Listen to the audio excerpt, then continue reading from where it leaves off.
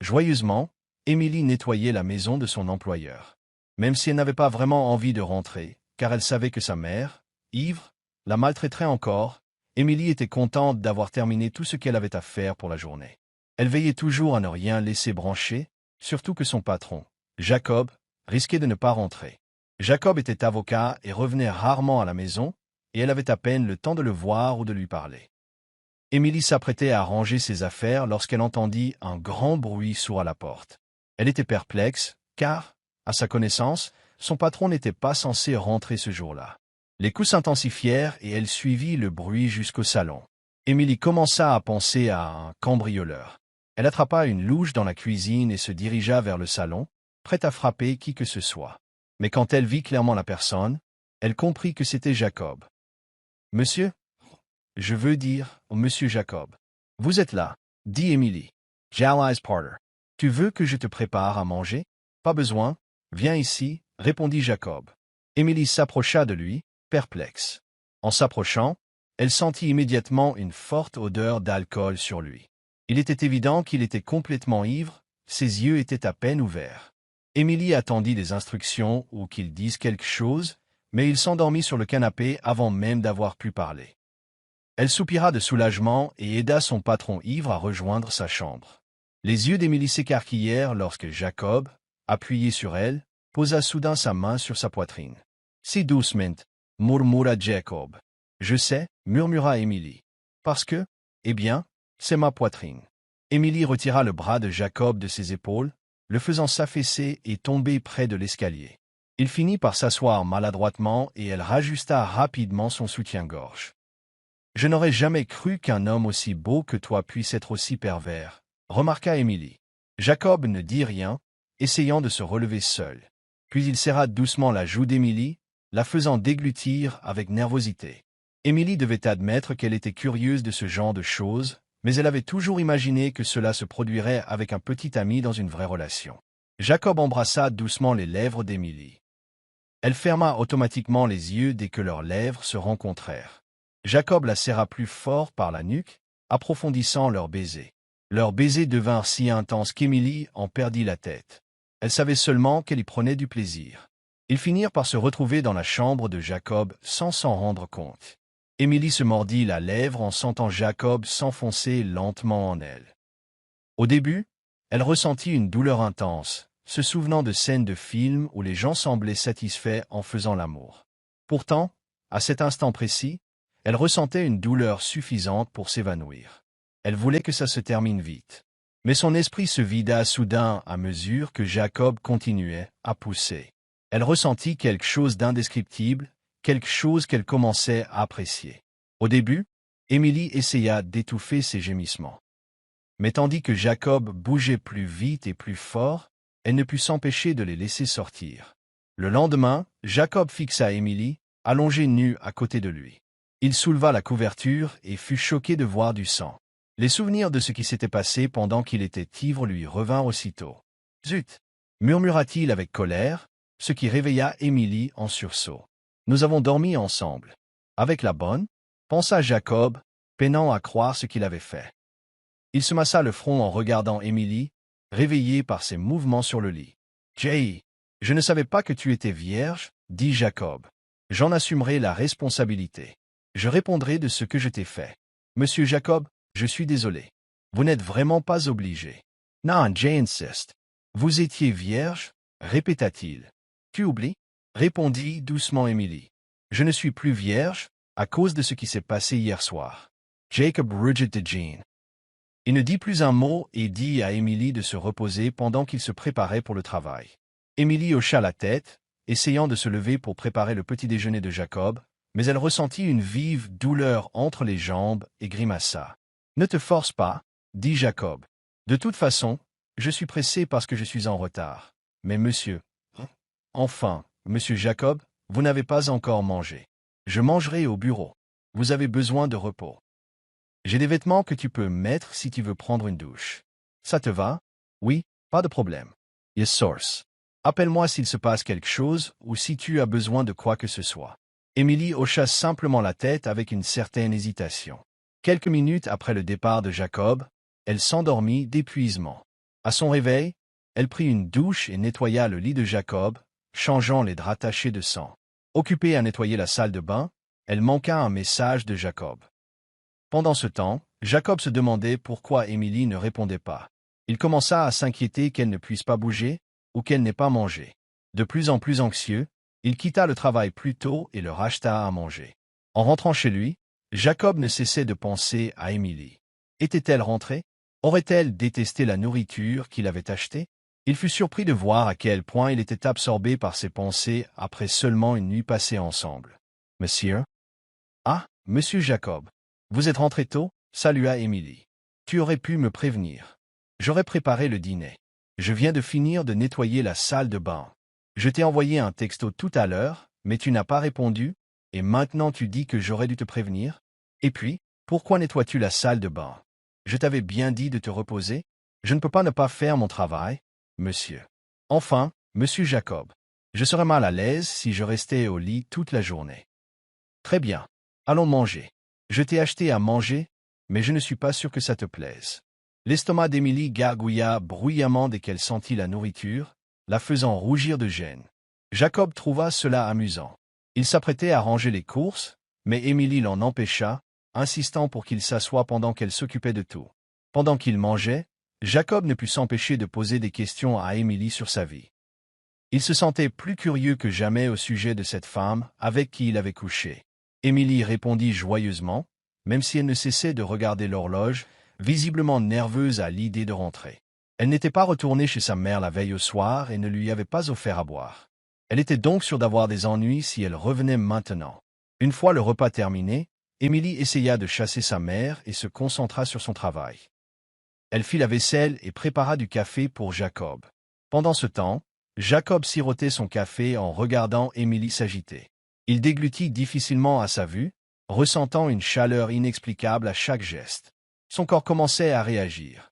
Il croisa les jambes en se sentant excité. « Monsieur Jacob, avez-vous fini votre café pour que je puisse laver la tasse? »« Non, je n'en ai pas fini avec vous. »« Je veux dire, je n'ai pas fini mon café, » rétorqua Jacob, frustré par la réaction de son corps face à Émilie.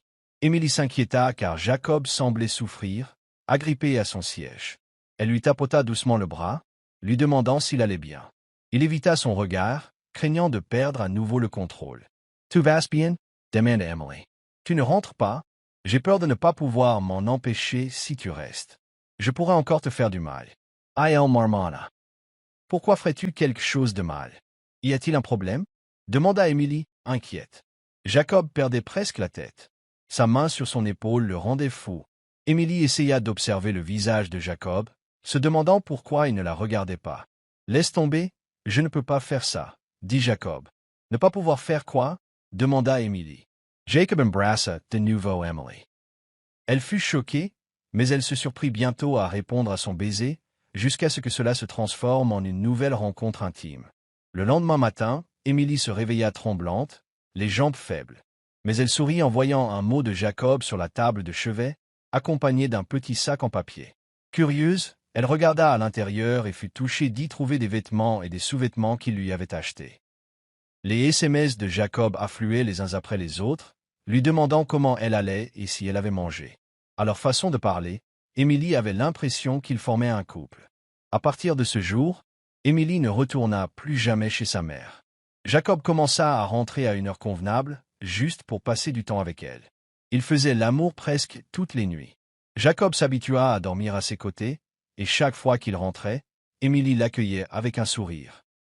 Tandis que Jacob devenait de plus en plus accro à Émilie, celle-ci ressentait peu à peu de la tristesse. « Pourquoi fais-tu encore le ménage? » demanda Jacob. « Tu n'oublies pas que c'est mon travail?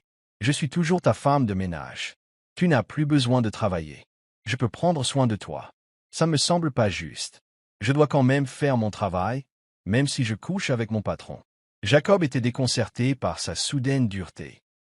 Se demandant s'il avait fait quelque chose de mal, il essaya de se racheter en lui offrant des cadeaux. Mais ses efforts ne firent qu'attrister Émilie. Pour elle, leurs ébats amoureux n'étaient plus que du business. Ces nouveaux cadeaux lui semblaient une récompense pour sa compagnie. À plusieurs reprises, Émilie tenta de demander à Jacob ce qu'ils représentaient exactement l'un pour l'autre. Parfois, il la traitait comme une petite amie, mais d'autres fois, il semblait simplement la récompenser. C'est devenu leur routine. Émilie se réveillait seule car Jacob était parti tôt au travail. Il parlait au téléphone quand Jacob avait un moment de libre. Il revenait le soir avec des cadeaux ou de la nourriture. Parfois, il apportait des fleurs. À chaque geste de gentillesse, Émilie se surprenait à aspirer à une véritable relation avec Jacob. Un soir, après avoir fait l'amour, alors qu'il la serrait contre lui, Jacob remarqua son air pensif. Il essaya de la réconforter. « Qu'est-ce qui ne va pas ?» la taquina-t-il en essayant de la chatouiller. « Arrête, dit Emily. Je me disais juste que parfois tu parles beaucoup après des choses comme ça. Tu me tiens éveillé toute la nuit avec tes histoires sur les séries que tu as vues. J'ai beaucoup de choses en tête. Bon, dors. Tu te lèves tôt demain. Monsieur, pourriez-vous s'il vous plaît ne pas m'appeler madame ou gouvernante? Demande-t-il.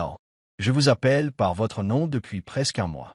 Émilie, n'aimez-vous pas entendre votre nom? Jacob, puis-je vous demander quelque chose? Demanda-t-elle, cédant à sa demande d'utiliser son nom. C'est ce que je veux entendre, taquina Jacob, visiblement heureux. Émilie rougit, le cœur battant à tout rompre en pensant à la gentillesse de Jacob. Mais cela ne fit que lui rappeler sa peur de n'être qu'un jouet. Elle rassembla son courage et demanda, « Que suis-je pour toi, Jacob? Je sais que je ne suis que ta servante, mais je veux savoir ce qui se passe ici. Que faisons-nous? Que crois-tu que nous fassions? » Rétorqua-t-il. « Que penses-tu de notre relation? J'ai l'impression d'être juste un exutoire pour toi, comme si c'était devenu mon devoir de me donner sans cesse à toi. Mais plus le temps passe, plus je ne peux m'empêcher d'en vouloir plus. Je crois que je suis en train de craquer pour toi. » Jacob s'assit et prit ses mains dans les siennes. Il les embrassa tendrement, puis la regarda dans les yeux avec une affection sincère. « Pardonne-moi si c'est ainsi que tu as perçu notre relation, » dit-il, « parce que je ne peux vraiment pas me contrôler en ta présence. Dès que je te vois, tout en moi s'anime. J'ai l'impression que tu m'as réveillé. Je ne vais pas te mentir, je suis devenu accro à toi, Émilie. Pas seulement au sexe, mais à tout ce qui te concerne. Je ne peux pas m'empêcher de te serrer dans mes bras. J'ai hâte de rentrer à la maison chaque jour, car j'ai hâte de voir ton sourire. Si tu penses que je te plais, je suis complètement folle de toi. Tu n'imagines pas comme je suis heureuse quand tu m'appelles simplement par mon nom, ni comme mon cœur s'emballe quand je te vois heureux. Mais Jacob, je ne suis que ta servante. Depuis notre première nuit, tu ne m'as jamais vraiment traité comme une servante, mais parfois j'imagine ce que ce serait si je rentrais un jour et que tu n'étais pas là pour m'accueillir avec un sourire. Peut-être qu'un petit enfant courait vers moi. Je ne suis pas celle qu'il te faut, continua Émilie. Je viens de terminer le lycée, la seule chose que je sais faire, c'est faire le ménage. Pourquoi crois-tu que c'est tout ce que tu peux faire? Demanda Jacob. Tu devrais être fier de gagner honnêtement ta vie. Je ne cherche pas à me vanter, mais j'ai un bon travail et un bon salaire, alors tu n'as vraiment pas besoin de travailler. Je sais combien tu travailles dur ici. Je ne veux pas te surcharger. Ne te méprends pas, je t'achète des choses pour te remercier de tout ce que tu fais à la maison, et parce que je veux te rendre heureuse, je veux tout te donner pour que tu te sentes en sécurité. Émilie ne put retenir ses larmes.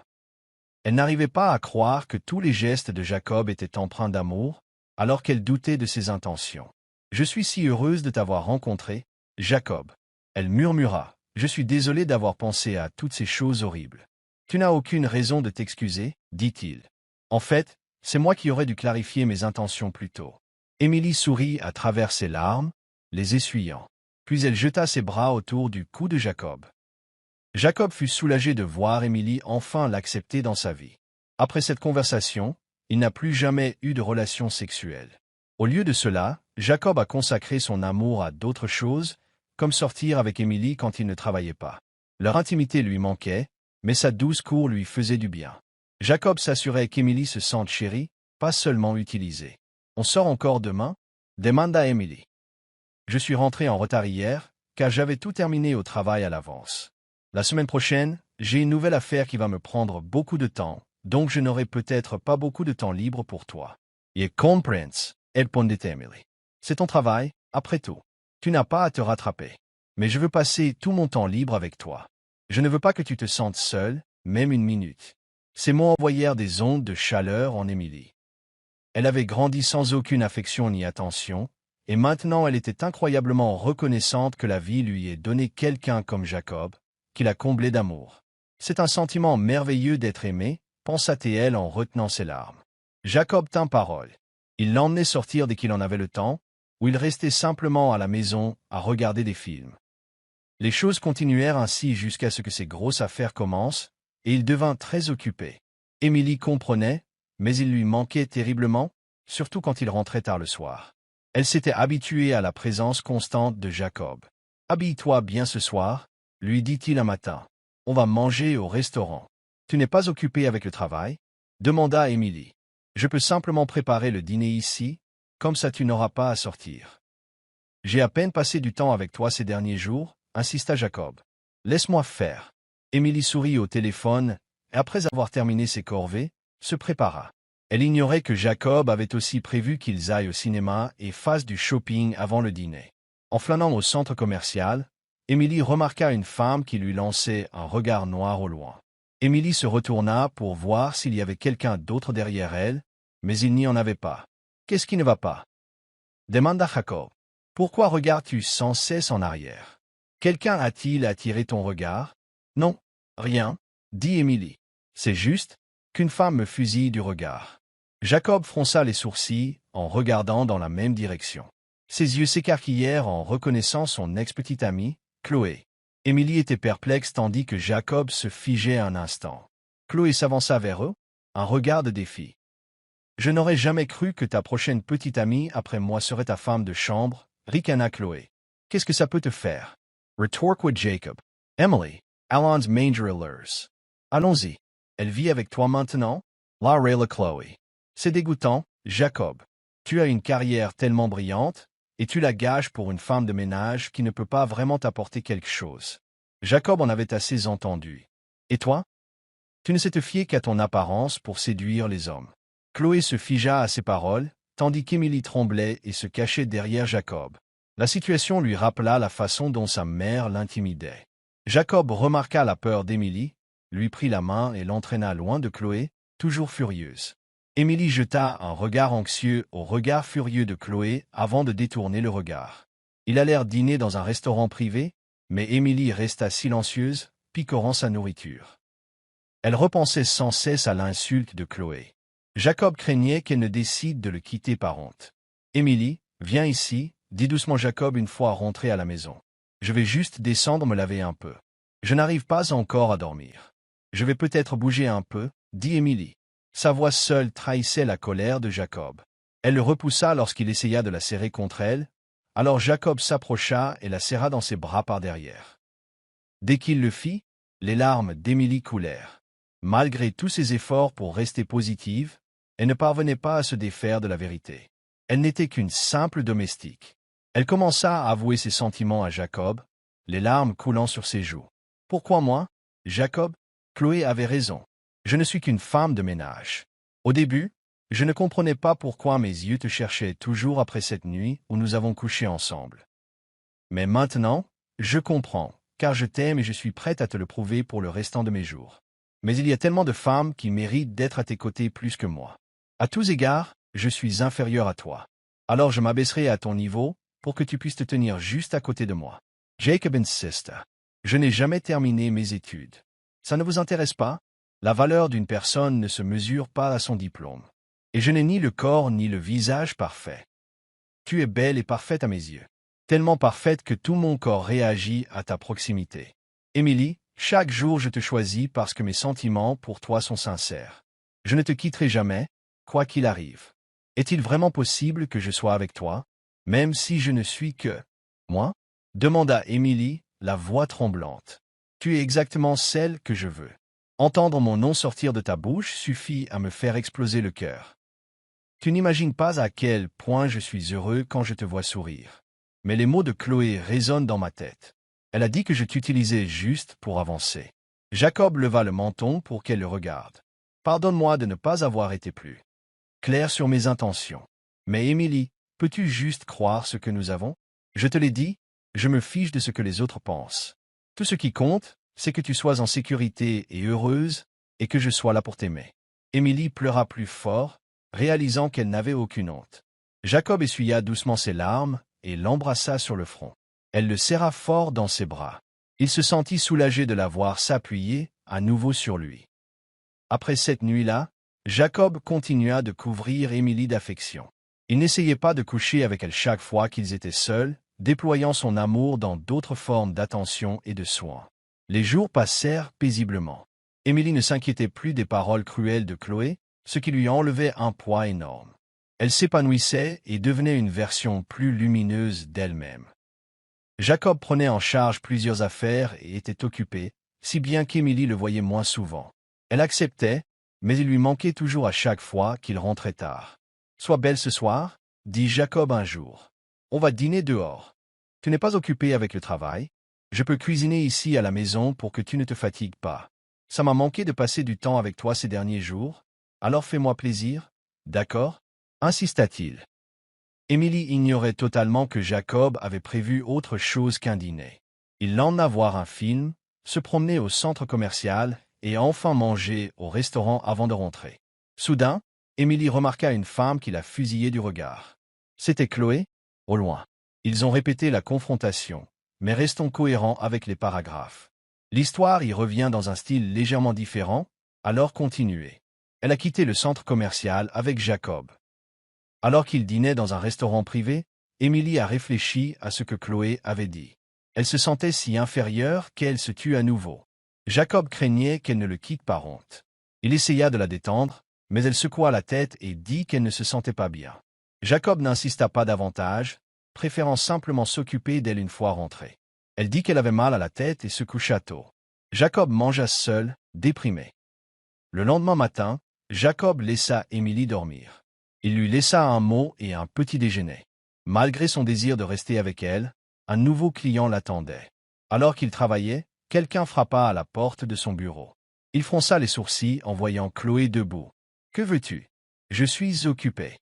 À moins que tu ne veuilles que je te fasse escorter par un agent de sécurité » demanda Jacob froidement. « Tu ne veux pas que je passe chez toi plus tard pour te préparer ton plat préféré » demanda Chloé d'un ton séducteur. « Pourquoi ferais-tu ça » répondit-il. « Parce que je sais que ta bonne, pardon, ta petite amie, n'est plus là, » dit Chloé triomphalement. Le cœur de Jacob battit la chamade, pris d'une peur soudaine. « De quoi parles-tu » Chloé soupira dramatiquement et lui révéla ce qu'elle savait du passé d'Émilie, en se concentrant sur sa mère alcoolique. « Heureusement que ta précieuse Émilie était si facile à aborder, » continua Chloé. « Elle a compris qu'elle n'était pas assez bien pour toi. Au moins, je lui ai montré la vérité. Elle ne fera que te rabaisser. »« Que as-tu fait, Chloé ?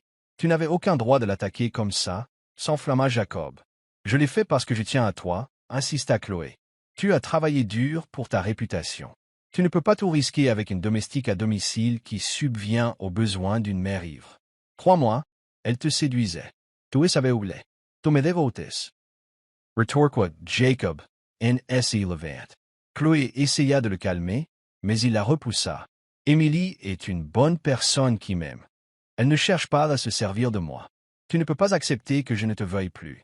Elle essaie de terminer ses études pour prouver qu'elle mérite d'être à mes côtés, même si ce n'est même pas nécessaire. Je suis fier d'elle. » Chloé s'est mise à pleurer, mais Jacob n'a montré aucune pitié. « Et toi, tu m'as trompé tant de fois. Tu dépends de l'argent de tes parents, et à ton âge, tu n'as rien fait de ta vie. Pendant ce temps, Émilie a déversé tout son amour en moi. Elle a été dévastée par tes paroles cruelles, non pas par gêne, mais parce qu'elle avait peur que cela ruine ma réputation. Alors elle est partie, apparemment, mais je vais la retrouver. Tu ne seras jamais celui qu'il me faut. » Chloé sortit en courant, sanglotant. Jacob prit ses affaires et se précipita chez lui, priant pour qu'Émilie soit là, mais le silence régnait. Il courut vers la chambre, qu'il trouva vide. Tout ce qu'il avait acheté pour Émilie était toujours là, mais la carte de crédit qu'il lui avait donnée était posée sur la table, accompagnée d'un mot. On pouvait y lire « Je t'aime tellement, Jacob. Je ne supporte pas l'idée de te ruiner. Au revoir. » Les mains de Jacob tremblaient en finissant sa lecture. Il fouilla dans de vieux papiers jusqu'à trouver le CV d'Émilie. Il se rendit à l'adresse indiquée, demandant aux voisins s'ils savaient où habitait Émilie. Personne ne put lui dire exactement où. Il rentra chez lui, abattu, imaginant son visage partout où il posait les yeux.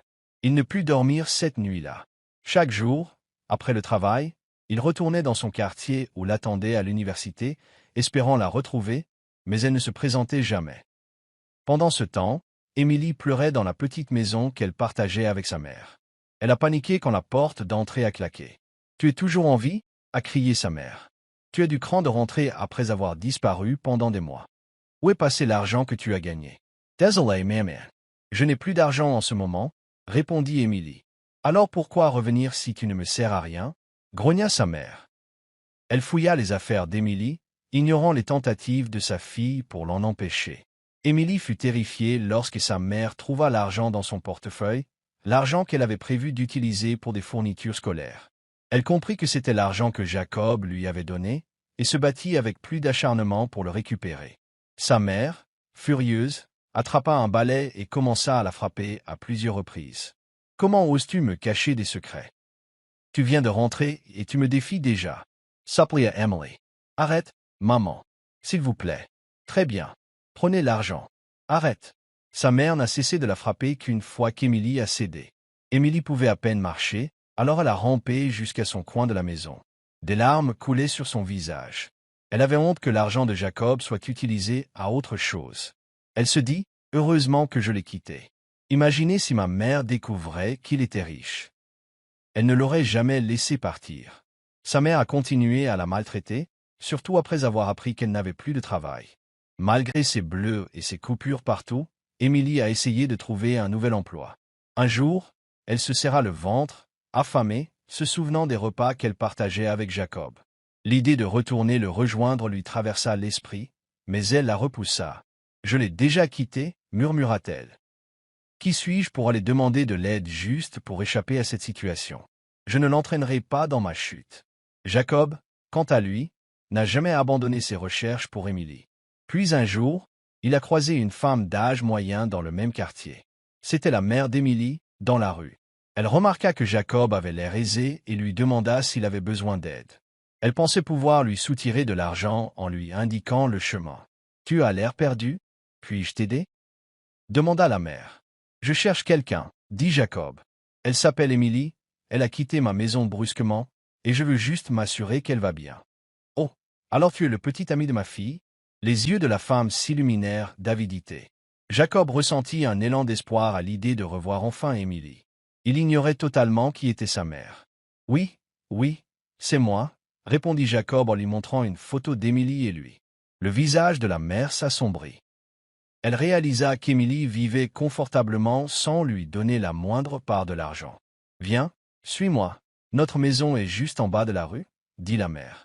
Jacob était ravi, il ajusta ses vêtements, impatient de voir Émilie. Mais la mère lui dit d'attendre dehors, car la maison était en désordre. Il hocha la tête et attendit patiemment. À l'intérieur, la mère d'Émilie la vit faire la vaisselle. Elle lui tira les cheveux avec colère. « Alors c'est pour ça que tu as perdu ton boulot? Parce que tu as trouvé un petit ami riche. C'est pour ça que tu es rentré? Pour récupérer tes affaires? Pour pouvoir repartir sans rien me laisser? Je ne sais pas de quoi tu parles, maman, » dit Émilie. « Je n'ai pas de petit ami. » Espèce de menteuse, cracha sa mère. Il est dehors à ta recherche. Il m'a montré des photos de vous deux. Elle a giflé Émilie et l'a poussée près de la table, dispersant des objets partout. Jacob, alarmé par le bruit des fracas, se précipita à l'intérieur. Il fut horrifié par la scène. Émilie était au sol, des bleus et des marques sur les bras. Il prit rapidement des photos des violences avant de la prendre dans ses bras. « Lâche-la » hurla sa mère, essayant de l'en empêcher. Mais Jacob lui lança un regard furieux. « Je ferai en sorte que tu finisses en prison. Qu'est-ce qui te fait croire que tu peux faire ça ?» siffla la mère. « Je ne suis qu'un avocat, » dit Jacob d'un ton appuyé. Le visage de la mère pâlit. Elle recula. Jacob porta Émilie jusqu'à sa voiture et appela la police pour faire arrêter sa mère. Émilie sanglota de gêne, cachant son visage. Jacob la déposa doucement sur le siège passager, lui caressa la joue et essuya ses larmes. « Tu n'aurais pas dû venir, » murmura Émilie. « Je suis tellement gêné que tu aies dû me voir comme ça. »« Il n'y a pas de quoi avoir honte, » insista Jacob. « Absolument rien. Souvenez-vous-en. » Émilie a pleuré tout le long du trajet jusqu'à l'hôpital, où Jacob s'est assuré qu'elle reçoive les soins appropriés et un certificat médical. Une fois seule dans un coin tranquille, Jacob lui a parlé. « Je porte plainte contre ta mère, Émilie. De toute évidence, elle te fait subir ça depuis longtemps. J'ai vu des bleus et des cicatrices. Tout ça vient d'elle, n'est-ce pas ?»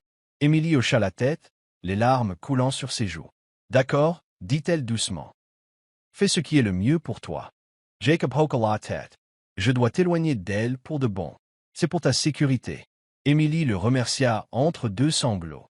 Je suis désolé, j'ai tellement honte, répéta-t-elle.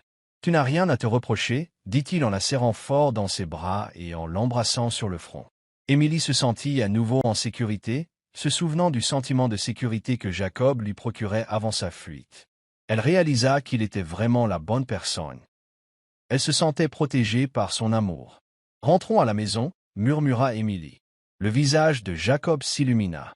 À la sortie de l'hôpital, Émilie s'accrocha à lui. De retour à la maison, il s'occupa d'elle 24 heures sur 24. Sa mère resta en prison, et il s'avéra qu'elle était également recherchée pour petits vols et usage de drogue.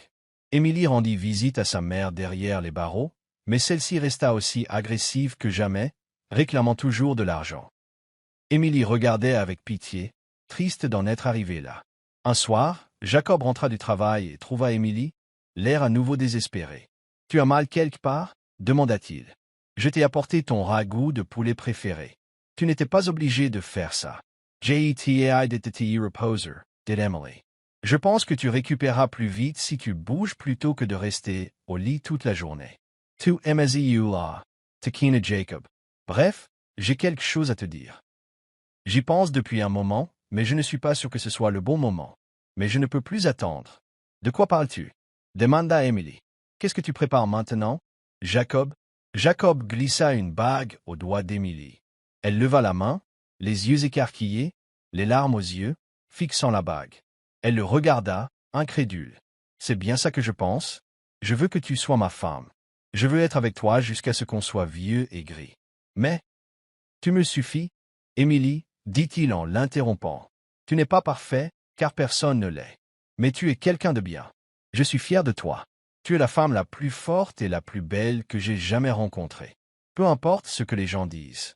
Tout ce qui compte, c'est que tu sois heureuse, que tu te sentes aimée et que je prenne soin de toi. Tu es ma vie, mon monde. La seule drogue que je n'abandonnerai jamais. Je me battrai contre le monde entier pour toi.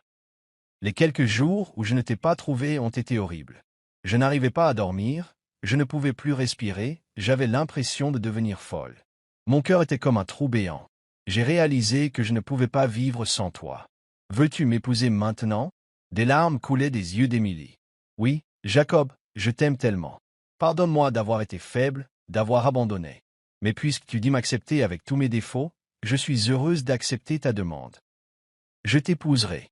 Pas de retour en arrière, taquina Jacob, un sourire illuminant son visage. Je ne reviendrai pas, dit Émilie en riant à travers ses larmes. Ils se serraient fort dans les bras, tous deux débordants de bonheur. Émilie remercia silencieusement Dieu d'avoir placé dans sa vie un homme si bon et si aimant. Une fois ses blessures guéries, elle retourna à l'école. Jacob continua de l'y conduire et de la récupérer. Même s'il ne pouvait pas, il s'assurait de revenir la chercher.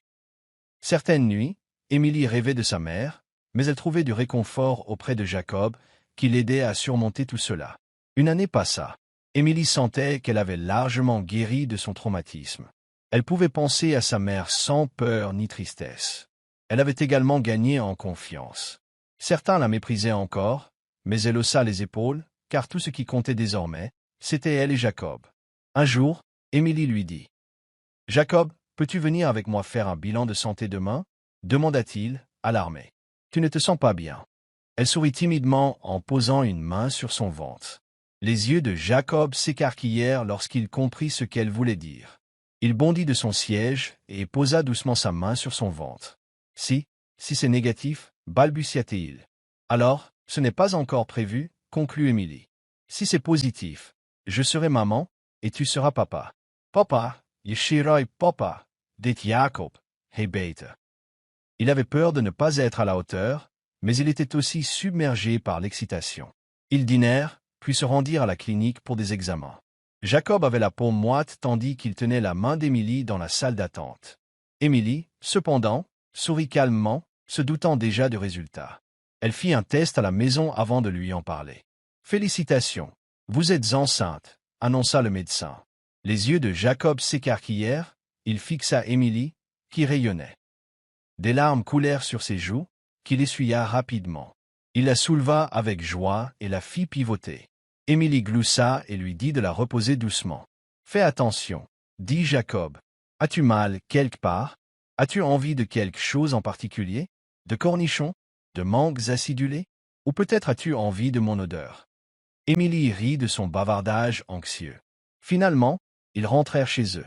Jacob la protégeait, lui demandant régulièrement si elle allait bien. Au début, Émilie trouvait ça adorable, mais Jacob avait du mal à partir travailler, car il ne la quittait pas des yeux. « Jacob, je suis enceinte, je ne suis pas blessée, » dit Émilie fermement. « Va travailler, ça ira. Mais que se passera-t-il si quelque chose arrive et que je ne suis pas là ?» demanda-t-il. « Et si je m'emporte parce que tu me stresses? Le médecin m'a dit d'éviter le stress. Va-t'en, a-t-elle taquiné. Jacob est parti à contre-cœur. Émilie a continué à suivre les cours jusqu'à ce que son ventre soit suffisamment gros pour qu'elle doive arrêter. Elle restait à la maison la plupart du temps, et Jacob engageait une femme de ménage pour l'aider en son absence. Émilie a d'abord résisté à l'idée, mais a finalement accepté, réalisant qu'elle aurait vraiment besoin d'aide. Tout s'est bien passé jusqu'à la date prévue de l'accouchement d'Émilie. Jacob a demandé un congé pour rester à la maison avec elle. « Comment devrions-nous appeler le bébé » se demandait Émilie. « Je pensais à Evelyne.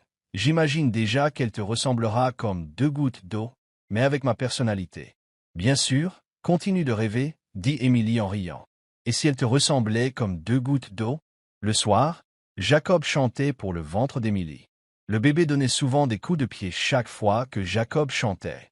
Une nuit, au lieu de légers coups de pied, Émilie ressentit d'intenses contractions. Elle laissa échapper un gémissement strident, forçant Jacob à se redresser brusquement. « Qu'est-ce qui ne va pas? Ah, quoi? Où as-tu mal? Elle arrive, Jacob. Le bébé arrive. » cria Emily. Les yeux de Jacob se posèrent sur le liquide par terre. Elle avait perdu les os. Son esprit était vide et il faillit s'effondrer sous le choc. Émilie hurla de nouveau de douleur, le ramenant à la réalité. « Qu'est-ce que tu fais là? » cria Emily. « Prends le sac d'hôpital et démarre la voiture. » « Oui, bien sûr, la voiture. » Jacob se précipita dans la chambre pour attraper le sac, jetant un coup d'œil anxieux à Émilie chaque fois qu'elle gémissait de douleur. Émilie ressentait une envie irrésistible de pousser, de plus en plus paniquée à chaque contraction. Quand Jacob gara enfin la voiture devant la porte d'entrée, il aida Émilie à monter. Elle cria « Jacob, le bébé arrive vite. » Arrivé à l'hôpital, Jacob réclama frénétiquement un fauteuil roulant. Les infirmières emmenèrent rapidement Émilie en salle d'accouchement. Chaque fois qu'Émilie criait, le cœur de Jacob explosait de peur et d'inquiétude. À voix haute, il lui tenait la main tandis qu'elle luttait pour mettre leur enfant au monde. « Tu peux y arriver » lui répétait-il sans cesse. « Tu es forte, Émilie. »« Bien sûr, » murmura-t-elle en serrant les dents. « Facile à dire pour toi. On y est presque, madame. »« Je vois la tête, » dit le docteur. « Vous dites ça depuis une éternité. » Rétorqua Émilie, trop douloureuse pour être polie. « Détendez-vous, madame. Inspires expires. »« Ne me dites pas de me détendre, » hurla-t-elle. « Échangez votre place avec moi si vous pensez que c'est facile. » Elle poussa de toutes ses forces. Son visage était rouge vif à cause de l'effort. Elle griffa le bras de Jacob si fort qu'il crut qu'il serait chauve à la fin. « Émilie, je ne veux pas que notre enfant ait un père chauve, » essaya de plaisanter Jacob. « Appuyez plus fort, madame. » L'encouragea le médecin. Émilie poussa une dernière fois avec force, puis s'effondra sur le lit, épuisée. Un instant plus tard, ils entendirent le cri strident du nouveau-né. Émilie sanglota de soulagement, les larmes ruisselant sur son visage. Jacob s'est également effondré à la vue de leur petit bébé soigné par les infirmières. Il a souri à Émilie et l'a embrassée à plusieurs reprises sur le front. « Merci, Émilie. Je suis si fier de toi. Je suis papa maintenant. Je suis papa, » s'écria-t-il. Il essaya rapidement d'essuyer ses larmes lorsqu'une infirmière s'approcha et lui prit le bébé dans les bras. Le bébé était magnifique, un parfait mélange des deux. Lorsque Jacob toucha doucement la joue du bébé, ses petits yeux s'ouvrirent. Le bébé avait les yeux de Jacob, et il glottait de bonheur à nouveau. Émilie, toujours sur le lit, les regardait en souriant. « Mon Dieu, » murmura-t-elle intérieurement, « merci pour cette famille. Je chérirai mon mari et mon enfant, et je leur promets qu'ils ne vivront jamais ce que j'ai vécu. Émilie s'est réveillée plus tard au son des pleurs du bébé. Elle a souri en voyant le bébé emmailloté à côté d'elle et Jacob somnolent dans un fauteuil à proximité. Elle ne s'agit que lorsqu'elle est près de toi, bâilla Jacob en voyant Émilie debout. « Salut Evelyne. As-tu déjà faim ?» Émilie se redressa prudemment pour allaiter le bébé, s'émerveillant de la rapidité avec laquelle ils étaient passés d'une famille de 2 à une famille de 3. Ce n'était pas facile de s'occuper d'un nouveau-né, mais ils surmontèrent ensemble les nuits blanches. Quand Evelyne eut 6 mois, Émilie laissa la nouvelle gouvernante s'occuper du bébé pour pouvoir retourner à l'université. Bientôt, le jour tant attendu du mariage arriva. Ils n'invitèrent que quelques personnes, les camarades de classe d'Émilie et les amis proches de Jacob. Tenant leur bébé dans ses bras lors de la cérémonie, Émilie ne put s'empêcher de penser qu'il ne lui restait plus qu'à obtenir son diplôme. « Tu auras bientôt fini. » lui rappela Jacob, et après, on pourra faire un petit frère ou une petite sœur à Evelyne. « Oh mon Dieu! Jacob, notre fille n'a même pas encore 1 an et tu parles déjà d'un 2e bébé ?» Il rit. « Je t'ai dit qu'après avoir obtenu ton diplôme, il te restait encore 2 ans d'université. Tu sais, ce n'est pas mal de rêver d'avoir une équipe de basket pleine d'enfants. » Émilie se frappa légèrement le front devant son humour. Leur vie conjugale se poursuivit heureuse, pleine de rire et d'amour, même si elle n'était pas parfaite. Une fois son diplôme en poche, Émilie chercha immédiatement un emploi et en décrocha un dans une entreprise privée. Sa confiance en elle s'envola, bien loin de la femme timide qui craignait autrefois le jugement des autres. Elle et Jacob s'étaient mutuellement aidés à grandir et à apprendre de précieuses leçons. Émilie savait qu'elle pouvait tout surmonter. Elle savait qu'elle pouvait affronter n'importe quel problème, car Jacob serait toujours à ses côtés. Son mari, son partenaire et son plus grand soutien. Fin.